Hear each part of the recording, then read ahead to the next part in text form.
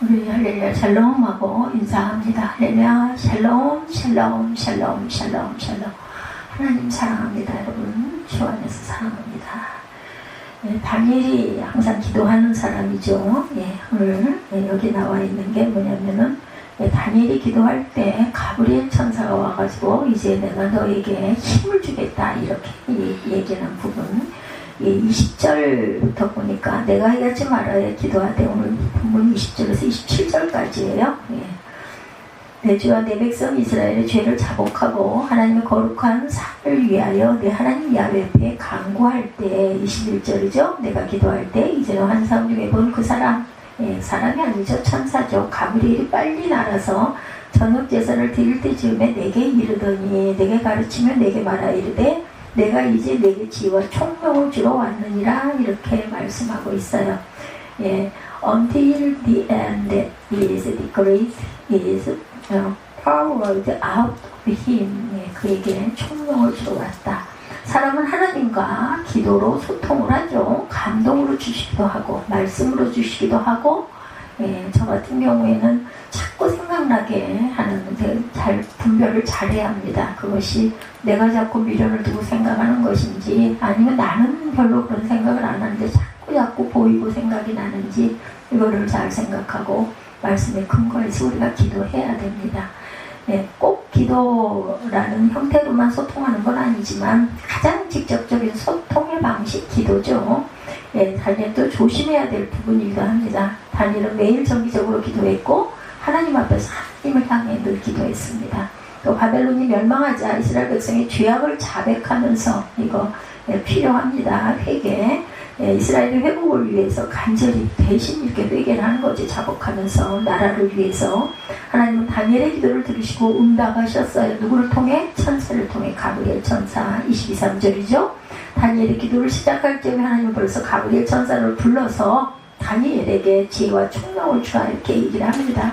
그래서 23절에 보면 내가 기도를 시작할 즈음에 명령이 내렸으므로 이렇게 말하죠. 이제 내게 알리러 왔느니라. 너는 크게 은총을 입은 자라. 그런즉 너는 이 일을 생각하고 그 환상을 깨달아라. 환상을 보여주셨어요.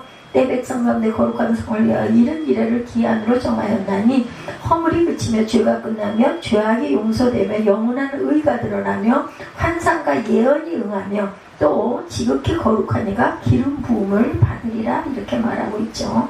그러므로 너는 깨달아 알지어다. 예루살렘을 증권하라는 영이 날 때부터 기름 부음을 받은 자 곧 왕이 일어나기까지 7이래와 62이래가 지날 것이요 그 곤란한 동안에 성이 중검되어 광장과 거리 위에 세워질 것이다. 26절에 62일의 후에 기름 부음 받은 자가 끊어져 없어질 것이며 장차 한 왕의 백성이 와서 그 성읍과 성소를 무너뜨리려니와 그의 마지막은 홍수에 휩쓸림 같을 것이며 끝까지 전쟁이 있으니 황폐할 것이 작정되었느니라. 어떻게 될 것이라는 것까지 전쟁이 일어나리라는 얘기죠. 근데 그는 황폐할 것이며 또한 홍수에 휩쓸려 죽을 거라는 얘기예요. 27절 그가 장차 많은 사람과 더불어 한 일해 동안에 언약을 굳게 맺고 그가 그 일의 절반의 제사와 예물을 금지할 것이며 또 포악하여 가증한 것이 날개를 의지하여 설 것이며 이미 정한 종말까지 진노가 황폐하게 하는 자에게 쏟아지리라 하였느니라 하니라. 아주 황폐한 폐허가 될 것이며 사람은 홍수에 떠내려갈 것이며 그죠? 중건한 성도 떠내려갈 것이다 이렇게 얘기하죠. 하나님은 다니엘의 기도를 듣고 즉시 하나님께서 응답을 하세요. 다니엘의 기도를 시작할 쯤에 하나님 벌써 가브리엘 천사를 불러서 가브리엘에게 지혜와 총명을 주라고 가서 네가 다니엘에게 지혜와 총명을 줘라 이렇게 명령을 하십니다. 하나님이 다니엘에게 지혜와 총명을 준 것은 환상을 깨닫게 하기 위한 것이었죠. 23절에 나타나죠. 다니엘이 깨달아야 할 환상은 앞에 나온 환상 즉 8장에 나온 수명과 수명소 환상이 분명한데 8장과 9장 사이에는 약 12년의 간격이 있다는 걸 우리가 알고 가야 합니다. 8장의 수년과 수념적 환상은 바벨론 마지막 왕인 벨사살 왕 3년에 보았고 9장의 기도는 바벨론이 멸망한 것을 보고 한 것이니까 10년의 간격이 있다고 봐야 할 것이다. 저희는 그저 연구에서 나와 있는 학자들의 말을 믿고 그대로 따라가죠. 하나님이 12년 전에도 가브리엘 천사를 보내 환상을 설명해 줬어요. 다니엘이 환상을 보고 도무지 이해하지 못하려 힘들어하니까 천사를 보내서 해석하죠. 그러나 다니엘은 여전히 이해하기가 어렵습니다. 또 오해하는 부분도 있었어요. 다니엘이 기도한 것을 보면 일정 부분 오해한 것이 있다고 봐야 한다. 하나님이 가브리엘 천사를 보낸 것도 바로 그 때문입니다. 다니엘이 잘못 이해하고 있기 때문에 잘못 이해한 부분을 제대로 설명하기 위해서 가브리엘 천사를 보냈어요. 가브리엘 천사가 다시 설명한 메시지의 핵심은 70일에라는 거예요. 내 백성과 내 거룩한 성을 위하여 이른 이래를 기한으로 정하였나니 허물이 그치며 죄가 끝나며 죄악이 용서되며 영원한 의가 드러나며 환상과 예언이 응하며 또 지극히 거룩하니까 기름 부음을 받으리라. 24절이죠. 이것은 다니엘의 기도에 대한 하나님의 응답이에요. 그런데 자세히 보면 다니엘이 기도한 것과 약간 엇박자가 있습니다. 다니엘이 뭐 기도했어요? 이스라엘 백성이 죄악을 자복하고 용서를 구했고 이스라엘의 회복을 구했어요. 하나님의 기도를 들으시고 다니엘이 간구한 대로 허물이 그치고 죄가 끝나고 죄가 용서될 것이다 라고 하셨어요. 뿐만 아니라 영원한 의가 드러나며 환상과 예언이 응하며 지극히 거룩한 이가 기름 부음을 받는다 말하죠. 여기까지는 다니엘의 기도와 하나님의 응답 사이에 맞습니다. 그리고 답이 되죠. 그러나 70일에 대한 이야기부터는 어하기가 맞지 않아요. 다니엘은 바벨론 포로 기간 70년이 끝난 걸 확인하면서 이제 남은 것은 이스라엘 회복이라고 생각하고 기도를 했는데 이스라엘 백성이 그동안 지은 죄악과 허물을 용서받고 영원한 의의 삶을 사는 나라가 되기를 환상에서 보았던 그 뜨인돌의 나라가 이루어지기를 기도한 거예요. 근데 하나님께서는 70일이라는 또 다른 기간이 정해져 있다 이렇게 말씀을 하십니다. 그럼 70일에 대한 좀 더 구체적인 이야기를 그러면서 하죠. 지극히 거룩한 이가 기름 부음을 받는 일이 이제 일어날 것이다. 예루살렘을 증거하는 명령이 떨어질 때부터 기름 부음 받은 자 곧 왕이 일어나기까지 7일에와 62일에 도합 69일에가 지날 것이다. 25절에 그렇게 말합니다. 그 69일에가 지난 후에는 기름 부은 자가 끊어져 없어지고 대신에 장차 왕의 백성이 와서 그 성과 성소를 무너뜨리게 될 건데 그러다 그가 승리하느냐? 그렇지 않고 그의 마지막은 뭐라고요? 홍수의 휩쓸림을 받을 것이고 끝까지 전쟁이 있고 황폐할 것이 작정되었다. 26절에 이렇게 말해줘 우리가 읽었습니다. 그래서 깊이 살펴봐야 할 것 두 가지 70일에와 두 왕입니다. 하나님께서 이스라엘 백성과 거룩한 상을 위해 71일을 정했다고 하셨어요. 우리말 번역은 71일이라고 했는데 정확한 번역은 아니에요. 원문에 보면 70일에가 아니라 70이라는 숫자가 7번 있다 이렇게 말하고 있습니다. 여기에 대해서 많은 신학자들은 70 곱하기 7 490년이다 이렇게 이해를 해요. 신학자들이. 그리고 역사적인 해석을 덧붙입니다. 이것은 페르시아의 고레스의 왕이 이스라엘 백성에게 귀환 명령을 내린 후에 490년 정확하게는 69일에 483년 이 지나면 메시아가 온다는 예언이고 이 예언대로 예수가 왔다 이렇게 해석을 합니다.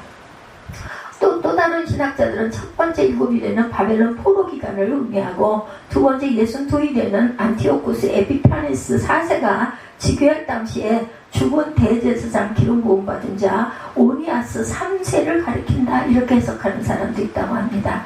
앞에서도 계속 말씀드린 것처럼 70일을 연대기적인 연수로 생각하는 것보다는 상징적인 숫자로 이해하는 것이 본문의 뜻에 더 맞습니다.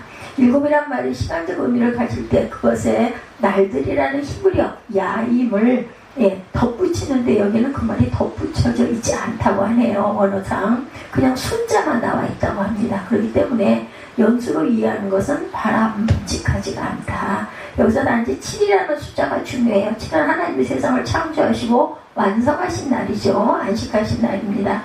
하나님께서는 6일 동안 세상을 만드시고 7째 날 안식하심으로 창조 사역을 완성하셨기 때문에 7이라는 숫자는 신적인 활동, 신적인 사역을 의미하는 상징적 숫자로 이해해야 된다. 70은 7에다가 10을 곱한 수죠. 7은 하나님의 사역을 상징하고 10은 완전수. 그렇기 때문에 70은 하나님의 사역을 완성하는 기간이라는 뜻으로 이해할 수가 있다. 70으로 끝나지 않아요. 70에 또 7을 곱하라. 70이 49, 그죠? 이것은 가장 중요한 하나님의 사역이 완성되는 것을 극대화한 표현이다. 하나님의 사역이 참으로 완성된다는 것을 힘써 강조한 표현이라고 볼 수가 있다. 이렇게 보면 70일에가 얼마나 긴 시간인지는 아무도 몰라요. 하나님의 상징치는 숫자라고 본다면 그걸 아시는 분은 하나님, 만드신 하나님밖에 안 계십니다. 이제 두 왕에 대해서 살펴봅니다. 25절에 기름 부음 받은 자 곧 왕이라고 표기했고 26절에는 한 왕이다 이렇게 얘기하고 있어요. 이 부분을 우리가 잘 해석하고 가야 합니다. 이 두 왕은 전혀 다른 사람. 처음에 나오는 기름 부음 받은 왕은 예수 그리스도를 가리키고 나중에 나오는 왕은 끊어져 없어진 그리스도의 자리를 대신 차지한 적 그리스도를 가리킨다. 구약 성경에서 기름 부음 받은 하나님의 영이 임하는 것을 상징합니다. 사무엘이 사울에게 기름을 부었을 때 여호와의 영이 임했어요. 그죠? 사무엘상 10장 1절과 6절에 보면 이사야 선지자는 주 야훼의 영이 임하는 곳과 야훼께서 기름 부음을 붓는 것 같은 것으로 이야기하면서 기름 부음 받은 그가 가난한 자에게 아름다운 소식을 전하고 마음이 상한 자를 고치고 포로된 자에게 자유를 주고 갇힌 자에게 노임을 선포한다. 이사야 61장 1절에 보면 이렇게 증거하고 있습니다. 예수님은 바로 이 말씀을 인용하면서 주의 성령이 내게 임하셨으니 이는 가난한 자에게 복음을 전하게 하시려고 내게 기름을 부었다 하시므로 성령이 임한 것과 기름 부음 받은 것은 같은 사건으로 말합니다. 가난한 자에게 아름다운 소식을 전하고 마음이 상한 자를 고치고 포로된 자에게 자유를 주고 갇힌 자에게 노임을 선포하는 자가 바로 누구? 자신이다. 예수님이시라는 거죠. 성령이시기도 합니다. 누가복음 4장 18절입니다. 이런 것들을 고려해 볼 때 앞에 나오는 기름 부음 받은 자 곧 왕은 예수 그리스도를 가리키는 것이 분명하죠. 반면에 뒤에 나오는 왕에게서는 기름 부음을 받았다는 표현이 없어요. 이 왕은 기름 부음을 받은 자가 끊어진 후에 등장을 합니다. 그리고 이왕의 백성이 기름 부음 받은 자의 성읍과 성소를 무너뜨린다 이렇게 하고 나오죠. 그것은 그리스도가 없는 자리를 대신 차지한다는 뜻이고 그리스도에게 속한 교회와 복음을 짓밟고 허물어뜨린다라는 뜻이 됩니다. 그렇다면 이것은 적그리스도라고밖에 볼 수가 없습니다. 아이들아, 지금은 마지막 때라 적그리스도가 오리라는 말을 너희가 들은 것과 같이 지금도 많은 적그리스도가 일어났으니 그러므로 우리가 마지막 때인 줄 아노라. 요한 1서 2장 18절에 증거합니다. 예수를 신하지 않냐는 영마다 하나님께 속한 것이 아니니 이것이 곧 적그리스도의 영이니라. 오리라 한 말을 너희가 들었거니와 벌써 세상에 있느니라. 요한 1서 4장 3절이에요. 사도 요한은 마지막 때 적그리스도가 나타난다고 했을 뿐만 아니라 이미 나타났다라고 합니다. 하나님은 다니엘에게 바로 이것을 예언한 거예요. 예수 9일에가 지난 후에 기름 부음 받은 자곧 메시아가 온다는 것이고 그리고 마지막 한 일에 동안 기름 부음 받은 자가 끊어져 없어지는 사건이 벌어지고 장차 한 왕이 온다. 이것은 하나님의 아들이 이 땅에 오셨으나 이내 곧 죽고 적그리스도가 나타난다. 그건 뭐예요? 사단의 나라죠. 사단의 세상이 온다라는 겁니다. 마지막 한 일의 동안에 지극히 거룩한 이의 성읍과 성소를 무너뜨리고 제사와 예물을 금지할 것이다. 그러니까 결국에는 노아 시대처럼 모든 것이 홍수에 휩쓸려 사라질 것이고 끝까지 전쟁을 하며 스스로 황폐하게 될 것이다. 26절에 증거하죠. 여기까지가 다니엘의 기도에 대한 하나님의 응답입니다. 그런데 다니엘의 기도와 하나님의 응답 사이에는 약간의 편차가 있다는 거. 동문 서답처럼 전혀 다르지는 않지만 다니엘이 기대했던 것과는 아주 거리가 멉니다.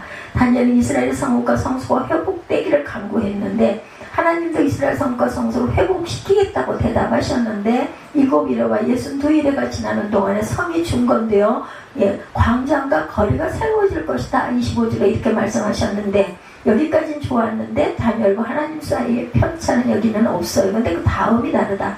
이스라엘 성읍과 성소를 회복시킨 후에 다시 성읍과 성소가 무너질 것이라고 26절에 말하죠. 기껏 회복시켜 놓았는데 또다시 무너뜨린다. 다니엘은 가슴이 철렁했을 거예요. 아이고 또 이건 어떻게 하면 좋아, 그죠?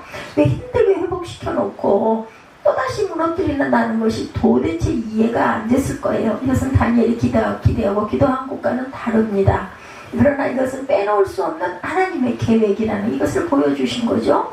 그리고 역사적으로도 이 말씀대로 그대로 되었어요. 우선 이스라엘의 회복을 보면 BC 539년에 바벨론이 패망한 다음 해인 538년에 페르시아 고레스 왕이 유대인들을 포함한 속국의 백성들을 본국으로 돌아가도록 허용하는 칙령을 내렸죠. 이에 따라 2년 후 BC 536년, 우리는 뒤로 가는 게 순서인 것 같은데 앞으로 가요. 그죠? 예수님이 오시기 전이었기 때문에 BC 536년에 스룹바벨의 인도로 1차 귀환이 이루어지고 BC 515년에 예루살렘 성전이 재건돼서 봉헌이 됩니다. 1차 귀환 후에 78년이 지난 BC 458년에 이스라엘을 중심으로 2차 귀환이 이루어지고 13년 후인 BC 445년에는 느헤미야를 중심으로 3차 귀환이 진행되죠. 3차 귀환이 있었던 BC 445년에 느헤미야가 귀국해서 예루살렘 성전 재건을 착수하죠. 그래서 느헤미야 성이다 이렇게 얘기도 합니다. 여러 가지 시선을 만나지만 결국 예루살렘을 재건합니다. 이렇게 해서 이스라엘 성읍과 성소가 회복이 됐어요. 하나님의 말씀대로 정말 회복이 되기는 됐는데 그것이 또한 무너지리라는 거죠. 근데 결국은 역사를 보니 무너졌어요. 근데 AD 70년이 되면 하나님의 말씀한 대로 예루살렘 성전이 로마 군대에 의해서 완전히 파괴되어 버렸습니다. 근데 이 일은 예수님도 예언하셨죠. 돌 위에 돌 하나도 남지 않게 무너지리라 말씀하셨어요. 예수께서 6월절에 예루살렘에 올라가셨다가 성전에 장터가 된 것을 보시고 유대인들에게 너희가 이 성전을 헐라 내가 사흘 동안에 일으키리라 하시죠. 요한복음 2장 19절입니다. 제자들에게 예루살렘 성전을 가리키면서 내가 이 큰 건물을 보느냐 돌 하나도 돌에 남지 않고 다 무너뜨리리라. 마가복음 13장 2절입니다. 또 이 일은 예수님의 십자가에서 운명하실 때 성소 휘장이 어디서 위에서부터 아래까지 찢어져서 둘이 되므로 마태복음 27장 51절에 예고가 되기도 했어요. 이처럼 이스라엘 성읍과 성소가 무너뜨려질 것이라는 것은 다니엘서에도 예언이 되었고 예수님에 의해서도 예언이 되었고 성소의 휘장이 찢어지는 사건을 통해서도 예고가 됩니다. 그렇다면 여기서 묻지 않을 수가 없어요. 이스라엘 성읍과 성소를 또 무너뜨린다는 것이 왜 하나님의 뜻이냐 하는 거죠. 이 잔인한 고난과 고통을 왜 그것이 하나님의 뜻일까? 이렇게 길을 쓰고 세워서 간신히 해놨는데 이게 왜 무너져? 그래서 구약의 제사나 성전이 예수 그리스도의 모형이었기 때문이라는 것입니다. 해석은 전기불이 아무리 밝다도 태양이 떠오르면 무용지물인 것처럼 모델하우스가 아무리 럭셔리 아름답다고 해도 집이 완공되면 뜯어내는 것처럼 이스라엘 백성들이 드렸던 제사나 성전도 마찬가지다. 동물의 피로 드리는 제사나 눈에 보이는 성전은 실체가 아니라 모형이다. 예수 그리스도를 가리키는 모형일 뿐이었다는 거죠. 예수님만이 진정한 성전이고 예수님 안에 거하는 것만이 진정한 성전이 되는 길이다. 하나님의 유업에 참여하는 길이고 그리고 때가 되면 실체이신 예수님은 오신다라는 겁니다. 실체가 오면 모형은 아무리 아깝고 안타까워도 사라져야 되는 거죠. 제사는 폐하여지만 하고 성전은 돌 위에 돌 하나도 남지 않게 무너져 버려야 맞다. 그래서 이것이 하나님의 뜻이라는 것입니다. 근데 다니엘은 거기까지 생각을 못해요. 이스라엘 성읍과 성소가 회복되는 것만을 생각을 하죠. 그러나 하나님은 온 세상을 구원하시는 일을, 그러니까 달라요. 그죠? 바라보는 초점이 다릅니다. 다니엘은 눈앞에 있는 곳이 어떻게 언제 완공이 되고 우리가 좀 평안해질까를 생각한 것이고 하나님은 이 세상을 생각하신 것입니다. 다니엘은 역사적 시공간에 주목한 반면 하나님은 예수라는 한 인격에 주목했고 예수를 통해 성취될 하나님 나라를 바라보았다는 것. 다르죠? 시선이. 다니엘은 이스라엘이라는 민족에 관심이 있었던 반면 하나님은 온 세상 인류에게 관심이 있었던 것이다. 사도 요한은 이런 하나님의 뜻을 이렇게 증거하고 있습니다. 요한복음 3장 16절 잘 아시는 말씀이죠. 하나님이 세상을 사랑하자 독생자를 주셨으니 이는 그를 믿는 자마다 멸망치 않고 영생을 얻게 하려 함이라. 어떤 자마다? 믿는 자. 누구를? 예수를 믿는 자마다. 바로 이것이 70일에 담겨있는 핵심 내용이다. 물론 70일에 예수님 부활 이야기가 나오지는 않아요. 그러나 뒤에 가면 부활 이야기가 나옵니다. 결국 이렇게 정리할 수 있어요. 하나님이 다니엘에게 보여주신 환상의 초점은 그리스도의 초림과 십자가의 죽음이다. 이렇게 보면 됩니다. 아주 옛날 일이기 때문에 다니엘이 그것을 이해하기가 어려웠겠죠. 예수는 놀랍고 심오한 하나님의 구원 사역의 정점이라는 것, 하나님의 구원이라는 엄청난 신비와 은총을 담고 있는 계시의 정점입니다. 그리고 이 예수를 아는 것이 곧 지혜고 총명이다. 하나님이 이 비밀을 깨닫게 하려고 다니엘에게 지혜와 총명을 주셨어요. 근데 일반인들은 이거를 이해하겠어요? 예, 그게 어디서 소리가 바로 나올 수밖에 없겠죠. 우리에게도 이 비밀을 깨닫게 하려고 지혜와 총명을 주셨고, 이것은 참으로 놀라운 은혜라는 거. 13절에 하나님의 지혜와 총명을 받은 다니엘을 가리켜 크게 은총을 입은 자다 이렇게 말합니다. 이 말은 아주 소중한 존재, 보석과 같은 존재라는 뜻입니다. 진실로 그렇죠. 그리스도를 아는 것은 결코 시시껄렁한 일이 아니라는 거예요. 그리스도를 아는 것은 하나님의 지혜와 총명의 가장 깊은 비밀을 깨닫게 되는 것이다. 하나님의 사랑과 능력의 크심을 깨닫는 것이고, 인류 역사의 가장 큰 소망인 구원의 비밀을 깨닫는 것이다. 그래서 하나님은 이 지혜와 총명을 받은 다니엘을 가리켜서 크게 은총을 입은 자다 이렇게 말합니다. 하나님 우리에게도 이 지혜와 총명을 주셨죠. 하나님의 지혜와 총명이 가장 깊은 비밀을 깨닫게 하셨다는 것, 우리를 아주 소중한 존재, 보석 같은 존재로 이렇게 회복시키셨다는 것에 감동하시고 감사하시고 기도하시는 저와 여러분들이 되시기를 주님의 이름으로 축복합니다.